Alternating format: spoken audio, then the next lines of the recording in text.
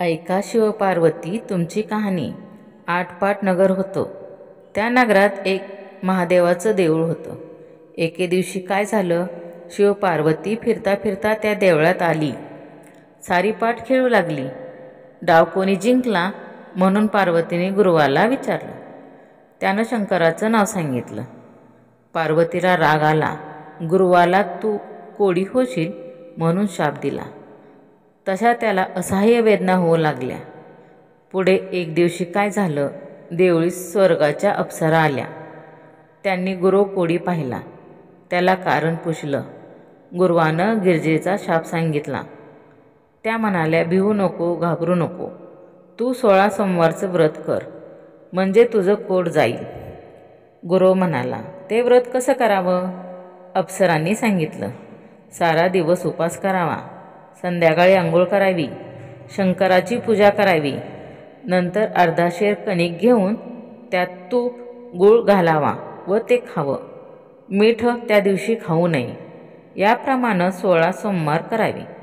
17व्या सोमवारी 5 शेर कणिक घ्यावी, त्यात तूप गूळ घालून चुरमा करावा, तो देवळी न्यावा. भक्तीनं शंकराची षोडोपचारे पूजा करावी. नंतर चुरम्याचा नैवेद्य दाखवावा. पुढं त्याचे 3 भाग करावे. एक भाग देवाला द्यावा, दुसरा भाग देवळी ब्राह्मणांना वाटावा किंवा गाईला चारावा, तिसरा भाग आपण घरी घेऊन जाऊन सहकुटुंबीच भोजन करावं. असं सांगून त्या नाहीशा झाल्या. पुढं गुरुवानं ते व्रत केलं. गुरु चांगला झाला. पुढं काही दिवसांनी शंकर पार्वती पुन्हा त्या देवळी आली. पार्वतीनं गुरुवाला कुष्ठरहित पाहिलं. तिनं गुरुवाला विचारलं, तुझं कोड कशानं गेलं? गुरुवांनी सांगितलं, मी 16 सोमवारचं व्रत केलं, त्यानं माझं कोड गेलं. पार्वतीला आश्चर्य वाटलं. तिनं आपला रागावून गेलेला मुलगा कार्तिक स्वामी परत यावा म्हणून हे व्रत केलं. समाप्तीनंतर लगेच कार्तिक स्वामीकडे येऊन भेटला. दोघांना आनंद झाला. त्यानं आईला विचारलं, आई, मी तर तुझ्यावर रागून गेलो होतो आणि मला पुन्हा तुझ्या भेटीची इच्छा झाली, याचं कारण काय? पार्वतीने त्याला 16 सोमवारच्या व्रताचा महिमा सांगितला. पुढे कार्तिक स्वामीनं ते व्रत केलं. त्याचा एक ब्राह्मण मित्र फार दिवस देशरातला गेला होता. त्याची व ह्याची सहज रस्त्यात भेट झाली. पुढे कार्तिक स्वामीनं हे व्रत त्या ब्राह्मणाला सांगितलं. त्यानं लग्नाचा हेतू मनात धरला. मनोभावे 16 सोमवारचं व्रत केलं. समाप्तीनंतर तो प्रवासाला निघाला. फिरता फिरता एका नगरात आला. तिथं काय चमत्कार झाला. तिथल्या राजाच्या मुलीचं लग्न होतं. लग्नाला अनेक देशाचे राजपुत्र आले होते. मंडप चांगले सुशोभित केले होते. लग्नाची वेळ झाली आहे. पुढं राजानं हत्तीनीच्या सोंडेत माळ दिली. ज्याच्या गळ्यात हत्तीन माळ घालील त्याला आपली मुलगी द्यायची असा राजाचा पण होता. तिथं आपला हा ब्राह्मण ती मौज पाहायला गेला होता. पुढं कर्मधर्म संयोगानं ती माळ हत्तीनं ह्याच्या ब्राह्मणाच्याच गळ्यात घातली. तशी राजानं आपली मुलगी त्याला दिली. दोघांचं लग्न लावलं व नवरा नवरीची बोळवण केली. पुढं काय झालं, राजाची मुलगी मोठी झाली. तशी दोघं नवरा बायको एका दिवशी खोलीत बसली आहेत. तसं बायकोनं नवऱ्याला विचारलं की कोणत्या पुण्यानं मी आपणास प्राप्त झाले. त्यानं तिला 16 सोमवारच्या व्रताचा महिमा सांगितला. त्या व्रताची प्रचिती पाहण्याकरिता पुत्रप्राप्तीचा हेतू मनात धरला व ते व्रत ती करू लागली. तसा तिला सुंदर मुलगा झाला. तो मोठा झाल्यावर त्यानं आईला विचारलं की मी कोणत्या पुण्यानं तुला प्राप्त झालो. तिनं त्याला व्रताचा महिमा सांगितला. त्यानं राजप्राप्तीची मनात इच्छा धरली. तो व्रत करू लागला व देशपर्यटनाला निघाला. इकडे काय चमत्कार झाला. फिरता फिरता तो एका नगरात गेला. त्या राजाला मुलगा नव्हता. एक मुलगी मात्र होती. तेव्हा कोणीतरी एखादा सुंदर व गुणवान असा नवरा मुलगा पाहून त्याला आपली मुलगी द्यावी व राज्यही त्यालाच द्यावं असं त्यानं विचार केला. अनायासं या पुत्राची गाठ पडली. जरा त्याला पाहिलं. तो राजचिन्ह त्याच्या दृष्टीस पडली राजानं त्याला आपल्या घरी आणलं, कन्यादान केलं व त्याला आपल्या राज्यावर बसवलं. इतकं होत आहे तो त्या ब्राह्मणाचा 17वा सोमवार आला. ब्राह्मणपुत्र देवळी गेला. घरी बायकोचा निरोप पाठवला की 5 शेर कणकेचा चुरमा पाठवून दे. राणीला आपला थोरपणा मनात आणला.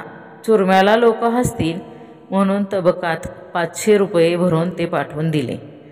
चुरमा वेळेवर आला नाही, व्रतभंग झाला म्हणून देवाला राग आला. त्यानं राजाला दृष्टांत दिला. तो काय दिला?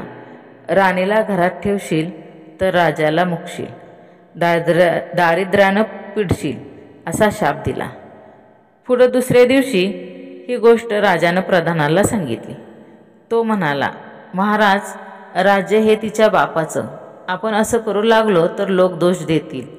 याकरिता असं करणं अयोग्य आहे. राजा म्हणाला, ईश्वरांचा दृष्टांत अमान्य करणे हेही अयोग्य आहे. मग उभयतांना विचारलं केला. तिला नगरातून हाकलून लावलं. पुढं ती दिन झाली. रस्त्यानं जाऊ लागली. जाता जाता एका नगरात गेली. तिथं एका म्हातारीच्या घरी उतरली. तिनं तिला ठेवून घेतलं, खाऊ पिऊ घातलं. पुढं काय झालं? एके दिवशी म्हातारीनं तिला चिवटं विकायला पाठवलं. दैवाची गती विचित्र आहे. बाजारात ती चाललेली होती. मोठा वारा आला. सर्व चिवटं उडून गेली. तिनं घरी येऊन म्हातारीला सांगितलं. तिनं तिला घरातून हाकलून लावलं. तिथून निघाली. ती एका तेलाच्या घरी गेली. तिथं तेलाच्या घागरी भरल्या होत्या. त्याजवळ तिची नजर गेली. तसं त्यातलं सगळं तेल नाहीच झालं. म्हणून तेलानं तिला घालून दिलं. पुढं तिथून निघाली. वाटेनं जाऊ लागली. जाता जाता एक नदी लागली. त्या नदीला पाणी पुष्कळ होतं, पण तिची दृष्टी त्यावर गेल्याबरोबर सर्व पाणी आटून गेलं. पुढं जाता जाता एक सुंदर तळं लागलं. त्याजवळ तिची दृष्टी गेली. तसे पाण्याकडे किडे पडले. पाणी नासून गेलं. रोजच्या सारखे तळ्यावर गोवारी आले. नासकं पाणी पाहून मागं परतले. गुरंढोरं तहानलेली राहिली. पुढं काय झालं? तिथं एक गोसावी आला. त्यानं तिला पाहिलं. कोण कुठची म्हणून सगळी हकीकत विचारली. तिनं सगळी हकीकत सांगितली. गोसाव्याने तिला धर्मकन्या मानली व आपल्या घरी घेऊन आला. तिथं राहून ती कामधंदा करू लागली. तशी जिकडे तिकडे तिची दृष्टी जाऊ लागली. ज्यात तिची दृष्टी जाई त्यात किडे पडावे, काही जिनस आपोआप नाहीशा व्हाव्या असा चमत्कार होऊ लागला. मग गोसाव्याने विचार केला. अंतर्दृष्टी लावली. हिच्या पदरी व्रत मोडल्याचं पाप आहे असं त्यानं जाणलं. ते नाहीसे केल्याशिवाय तिची दृष्टी चांगली होणार नाही असं ठरवलं. मग त्यानं शंकराची प्रार्थना केली. देव प्रसन्न झाले. गोसाव्यानं राणीबद्दल प्रार्थना केली. शंकराने तिला 16 सोमवारचं व्रत करायला सांगितलं व आपण अंतर्धान पावले. पुढे गोसाव्यांनी तिच्याकडून 16 सोमवारचं व्रत करविलं. तसा परमेश्वराचा कोप नाहीसा झाला. तिच्या नवऱ्याला तिच्या भेटीची इच्छा उद्भवली. चोहीकडे शोधायला दूत पाठवले. शोधता शोधता तिथे आले. गोसाव्याच्या मठेत राणीला पाहिलं. तसंच जाऊन त्यांनी सांगितलं. त्याला मोठा आनंद झाला. राजा प्रधानसुद्धा गोसाव्याकडे आले. गोसाव्याला साष्टांग नमस्कार केला. वस्त्र प्राण वर्ण देऊन संतुष्ट केलं. गोसावी म्हणाला, राजा राजा, ही माझी धर्मकन्या. मी इतके दिवस तिला माहेरी ठेवून घेतली होती. ती तुझी स्त्री आपले घरी घेऊन जा व चांगल्या रीतीनं पाणी ग्रहण करून सुखानं नांदा. राजानं होय म्हटलं. गोसाव्याला जोडप्यानं नमस्कार केला. नंतर राणीला घेऊन राजा आपल्या नगरी आला. पुढं मोठा उत्सव केला. दान दक्षिणा देऊन ब्राह्मण संतुष्ट केले. राजा राणीची भेट झाली. आनंदाने रामराज्य करू लागले. तसे तुम्ही शंकराला प्रसन्न करून रामराज्य करा.